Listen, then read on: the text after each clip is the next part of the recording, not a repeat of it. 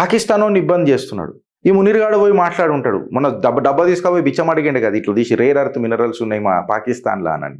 ఆ డబ్బా తీసి చూసినప్పుడు ఖచ్చితంగా మునీర్గాడు మాట్లాడుంటాడు. ఇప్పుడు ఆడు మొత్తం ఆర్మీకి, నేవీకి, ఎయిర్ ఫోర్స్కి చీఫ్ అయిపోయాడు మునీర్గాడు కంప్లీట్గా. 2030 వరకు వాడే ఉంటాడు అని చెప్పి ఏదో తీర్మానం కూడా, అమెండ్మెంట్ కూడా చేసుకొని పెట్టుకున్నాడు. అటు ట్రంప్ దగ్గరికి పోయి ఉంటాడు, లేకపోతే ఏదైనా సిఐ అఫీషియల్స్ దగ్గరికి పోయి ఉంటాడు.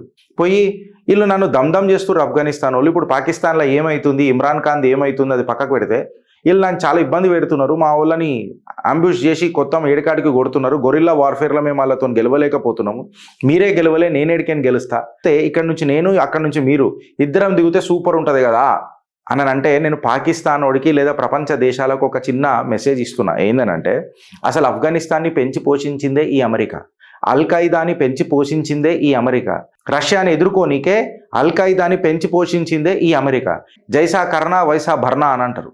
ఎప్పుడైతే అది రిటర్న్ వీళ్ళకి కొట్టిందో, ఇప్పుడు గాయ గత్తర చేస్తున్నారు, యాక్ట్ ఆఫ్ టెర్రర్ అని మాట్లాడుతున్నారు, ఒకడు యానిమల్ అంటున్నాడు, అది అంటున్నాడు. బగ్రామ్ ఎయిర్ బేస్ మీద జర అగ్రెసివ్గా దిగుతుంది. ఇప్పుడు ఏమన్నా చేయొచ్చు ఆఫ్ఘనిస్తాన్ని, మళ్ళీ నువ్వు వైట్ హౌస్ మీదనే దాడి చేయడానికి వస్తావురా, ఇప్పుడు చూడు బిడ్డ నీ ఆఫ్ఘనిస్తాన్ని ఏం చేస్తున్నావు మళ్ళీ నేను అని చెప్పి యుఎస్ ట్రూప్స్ ఎంటర్ అయ్యే ఛాన్స్ ఉంటుంది.